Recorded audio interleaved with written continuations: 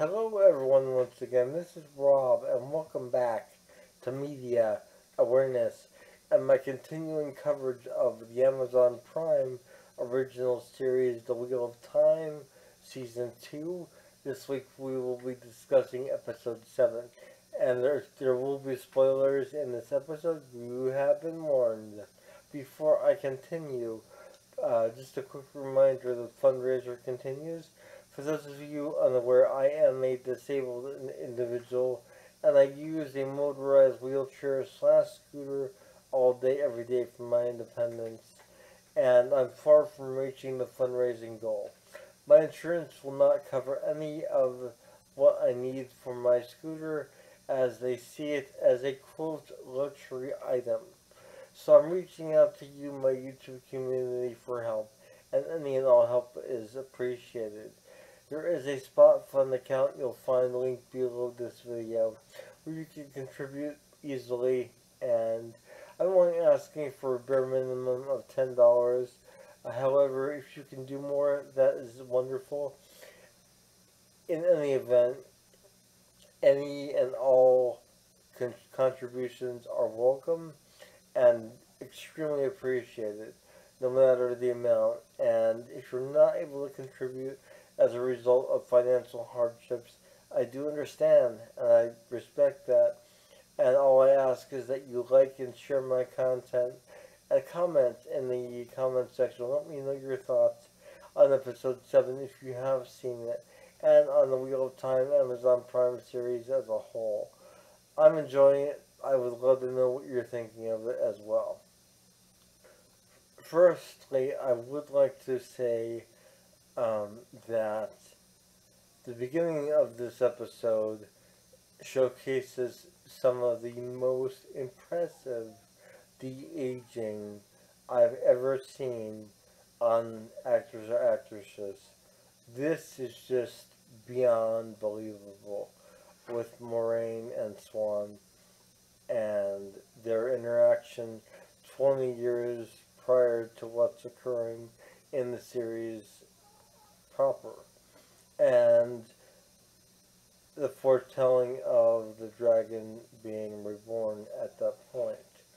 And it's just, I was mesmerized by it, and I love Rosamund Pike to begin with, but her interaction Moraine's interaction with Swan in that scene was very reminiscent and very much on par with what we read in New Spring, the prequel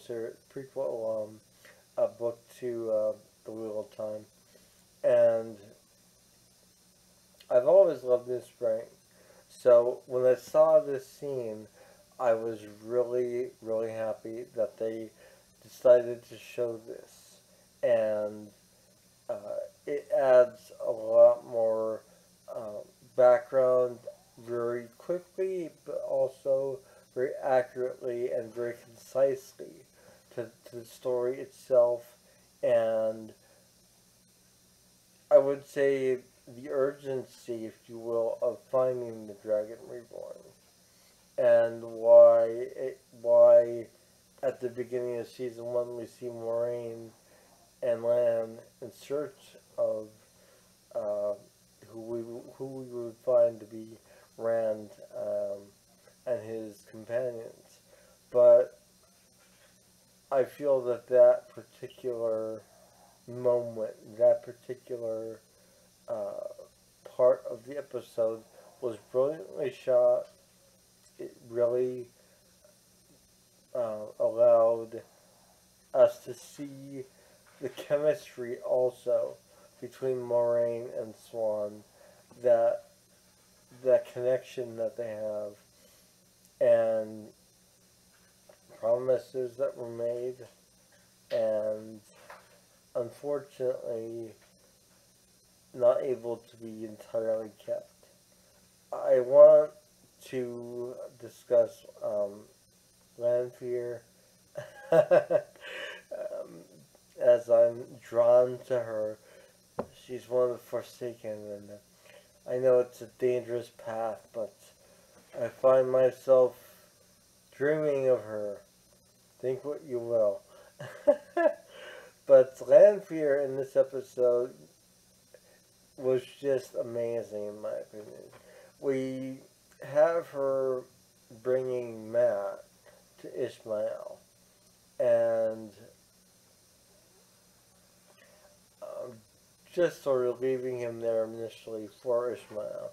And then we have Ishmael's interaction with Matt. And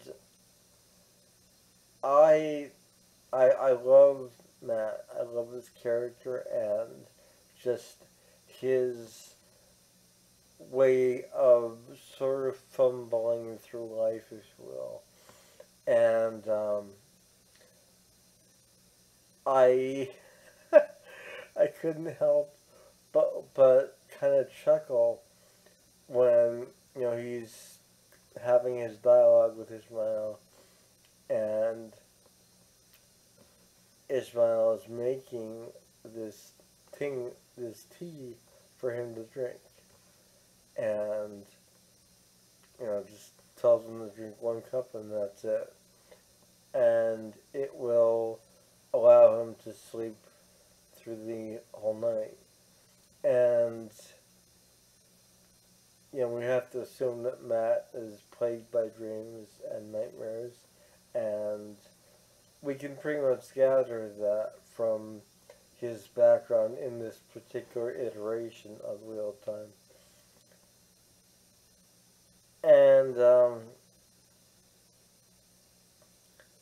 the things that he sees while he is quote unquote tripping, so to speak, it's just amazing. It's very visually stunning the way it's done, as sort of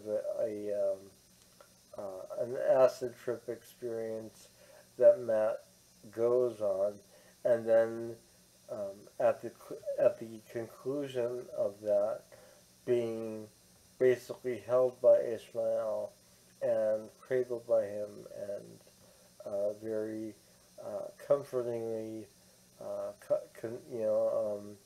calmed, if you will, by him. Now, do I think that this is going to lead to the series portraying Matt as a dark friend? No, I don't. I do not. I think that Matt's character is a character that can straddle that line between good and evil, and he often crosses back and forth across that line throughout the series itself. I don't think he would ever betray Rand or any of the others, Nynaeve, Egwene, Perrin. I think that he is a character that will be neutral to some degree, but will always have loyalty to his friends. And we see that in the prior episode with him and Min. And Min telling him her, that she basically was um, promised something, and that she had to deliver Matt, and Rand, and she didn't do that. She chose not to. So Matt knows this. Matt knows the power of evil, and I think that he's going to use this as an advantage to sort of play both sides, but be more loyal to his friends than anyone else, in my opinion. That's my takeaway from this. Yes, he saw past lives. Yes, he had this profound experience, but it's not going to turn him to a dark friend. It's not going to tempt him any more than he's already been tempted, especially after the experience with the dagger, and that whole situation. So that's that. And then, of course, we have um, Rand and Lanfear um, basically her, you know, asking him basically, you know, what what does he want to do, and he says he wants to leave, but he's being held, and this is followed up by one of the most visually stunning and kind of shocking moments in the show, but it also shows the Forsaken's blatant disregard for humanity as a whole. As Lanfear just walks through the city, waving her hands to and fro, and explosions are occurring around her as she does so, using her control of the power to just cause destruction and mayhem, because to her, these people don't matter, and this society doesn't matter. And there's a couple references in this episode to the past. We have one by Ishmael, um, saying something to the effect that technology wasn't all that was lost over time. And we have a phrase from Lanfear that was said as she's walking through, basically saying uh, something to the same effect as far as things having uh, changed and not changed. And we can interpret from that this society was once a lot more technologically advanced. And we all know that if we have read the books, which I have, so I know this. And you could basically derive that from a lot of the ancient artifacts that are found, and of course the Waygates being a primary example of an advanced means of travel that only a small select few can actually access. So let me go from there to Leandrin and her interaction with Moraine's nephew and Moraine's sister, and the dismissal of Moraine's sister by um, her son, and the subsequent dialogue with Leander and him. I had chills going down my spine. Just, oh my god. I love how naive he is, and I love how Leandrin basically tells him, this is what's expected, this is what you have to do. Now, I actually think that Leandrin knew that they were being spied on, or should I say, eavesdropped on, by Moraine's sister. Um, that's just me. I could be wrong on that. But Leandrin is not dumb, so I'm going to put that out there. I think that, you know, it's going to come around, but we shall see with that. That storyline, it really um, ramps up with uh, Moraine's sister leading Moraine's nephew to where he believes Moraine is, and going in the room and being shut in and locked in by his mother. And the reveal that everyone has been informed of his betrayal and him being a dark friend. That is really a moment that I think was amazing in this particular episode and in the show itself. Um, because despite what Moraine's sister feels for Moraine and her choices, there is still that respect for good and for the light and for her sister. I really feel like that came out in that moment, and we saw that understanding, I think, in a lot of ways. And also an understanding of what Moraine goes through, having overheard the conversation with Leandrin and Moraine's nephew. I really think it all worked really well and served the story even more from giving us um, the um, the Game of Houses as it's known in the books. I'm not going to try and pronounce it. I believe it's Dos de Mar. I think it's pronounced. Um, but I listen to the audiobooks because I'm unable to see the print in actual books. I am visually impaired, so for me, having read the books, I've listened to them, and that's how I remember it being pronounced, I believe. Correct me on that if I am wrong.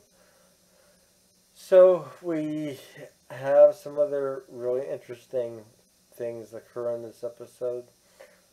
We have Loial, the Ogier, uh, coming across Nynaeve and Elaine, and I love this sweet but short scene because it really is so well done.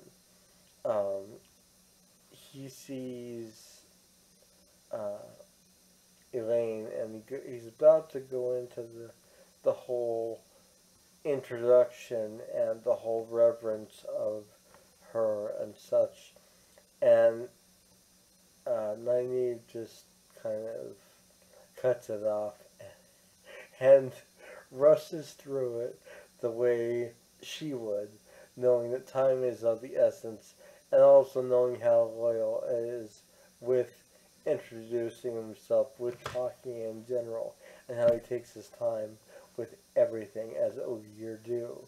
So I love that whole moment, that whole scene, and I think it's just wonderfully played. And then, of course, following that, at some point, we have um, Nynaeve and Elaine fasten the collar onto one of the women in that who is involved with the Shanshang, and that was also a really fast-paced moment, but I think it worked really well. Some people have taken some issue with it, saying it wasn't drawn out enough, wasn't really uh, overly complex. But when you're trying to kind of get things done in a hurry and in a an area where you can be caught doing so, you want it done as quickly and as quietly as possible. And I just love the way that that was done. Um, which leads me then to Egwene, and Egwene with her storyline and the fact that we only get one line from her at the very end of the episode, but she's in the majority of the episode. Her and her um, charge, so to speak. I forget what her name is, but the woman who is basically controlling her power and channeling her power through her, and just being out in the middle of nowhere and going, having this display of power and sort of practice range, if you will. and her threatening Egwene, if you embarrass me, you're gonna pay for it, basically. And Egwene did not let us down. She did not let her down. She just blew everything away, and uh, I think that moment was just intense. It was incredible to see the visual representation of that, and I was just really, I loved that moment. And at the end of toward well, I shouldn't say at the end, but towards the end of the episode, we see her. I don't know what to call her really. Her. I don't know if there is a name for her, but uh, her handler, I'll call her for now. Um, Feel free to put things in the comments if you know. I don't feel that the title is really relevant in this particular case, but you know what I mean. We see her cleaning uh, um, Egwene very with reverence, and uh, Egwene finally speaks, and it's a very sassy retort of um, just uh, insolence, basically, but also just hostility and built up anger. Lan and Loghain's interaction is really a pivotal moment to this episode.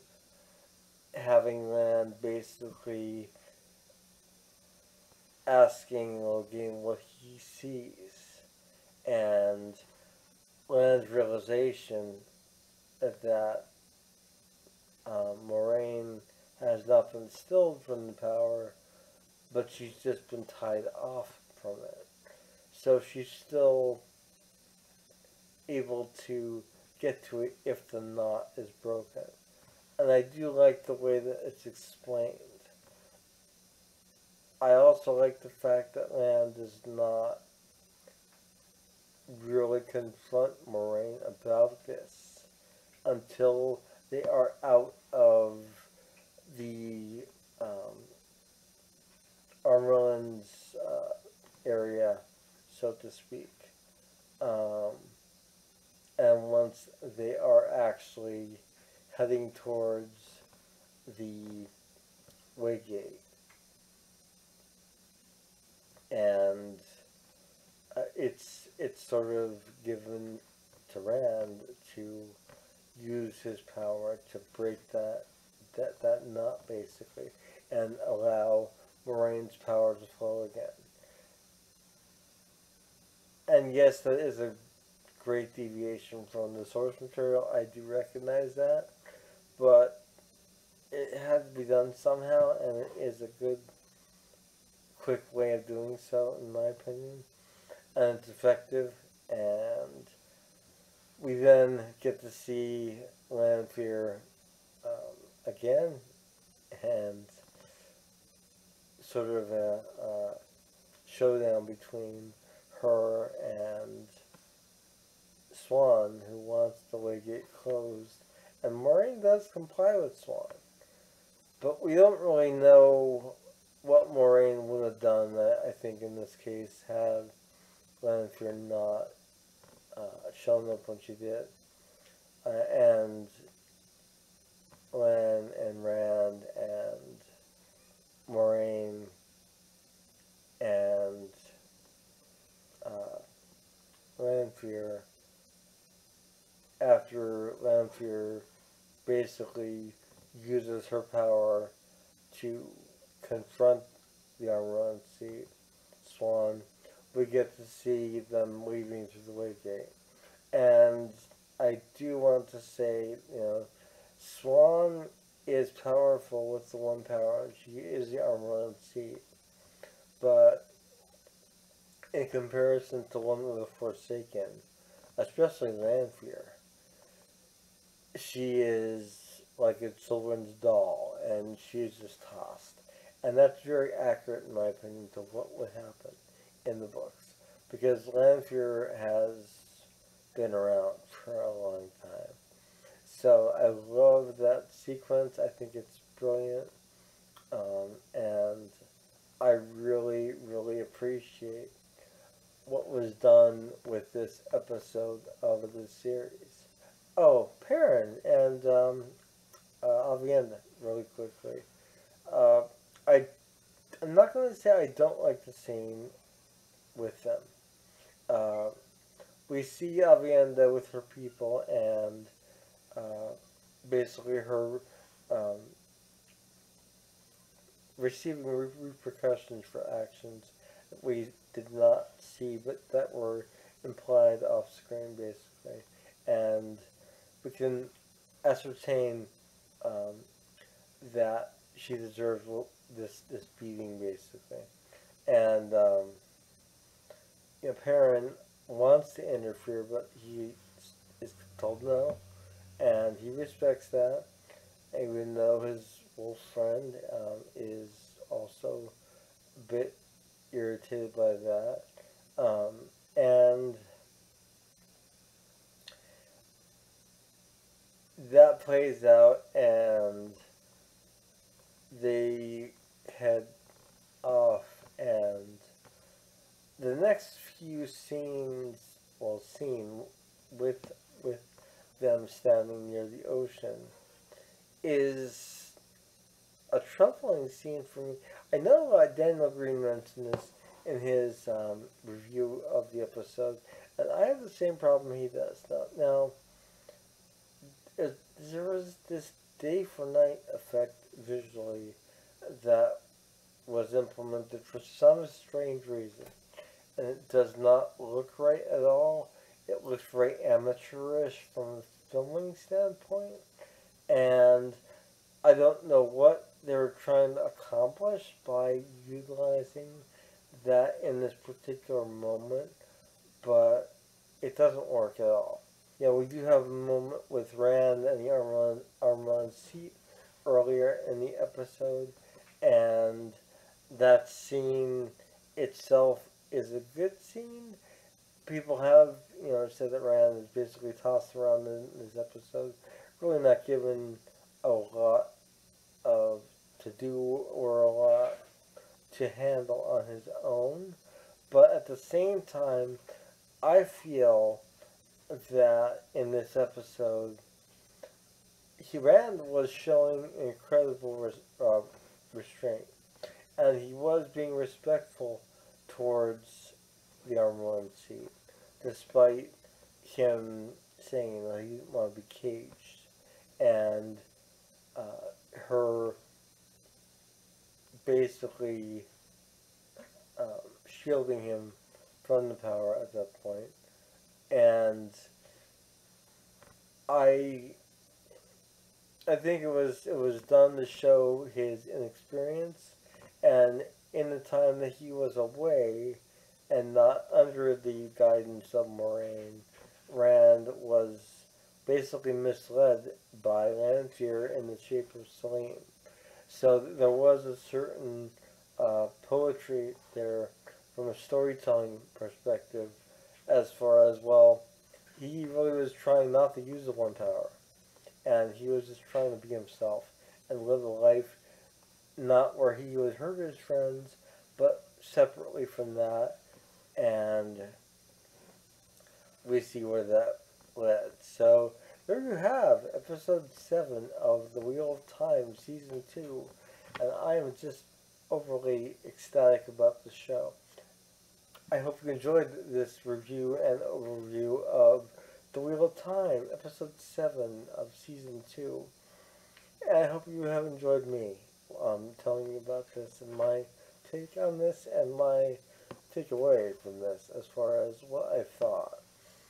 This is Rob with Media Awareness. Please don't forget the fundraiser continues. I desperately need all your help, so please contribute if you can. And I will see you all soon. Have a wonderful morning, noon, or night wherever you are. And remember, the wheel leaves as the wheel blows. Take care. Bye.